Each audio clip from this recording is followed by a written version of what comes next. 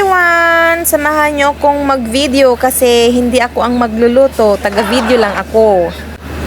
Ayan, mainit na ang kaserola so pwede na siyang maglagay ng sibuyas at bawang, then mix. Pag alam mong medyo mabango na at golden brown na, pwede mo na siyang isunod yung tokwa. Bali, ang tokwa pala ay prito na kanina at di ko lang pinakita kasi nakalimutan ko rin siyang videohan.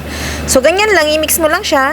And then, i-mix naman natin yung, Diyos ko, ano ba yan sa Tagalog? Basta ang alam ko lang sa Ilocano is lubyas lang. Bahala na kayo kung intindi kung ano yan sa inyo. And then, i-mix naman natin ngayon yung carrots. I-mix mo lang siya ng mabuti at pag alam mo medyo malambot na, pwede ka na rin magdagdag ng patis. Bali, ito ang bida ngayon, yung toge. Mahal siya pero okay lang, sarap naman. O, tignan nyo, may pa-epal pang kamay na extra. Mix ng konti at pwede na nating ihulog yung panghuling gulay. Ito ay yung repolyo. Ito na yung last na gulay at pwede na nating... Oops! Wait! There's more! Nakalimutan pala naming maglagay ng, alam nyo na, medyo nakakaluwag-luwag kami ngayon kaya nagdagdag kami ng oyster sauce. Kasi dyan din talaga nagbibigay ng lasa sa mga gulay. Pag nagluluto ka, kailangan mong maglagay ng ganyan. Kasi dagdag lasa talaga siya. So this is it, luto na ang aming gulay.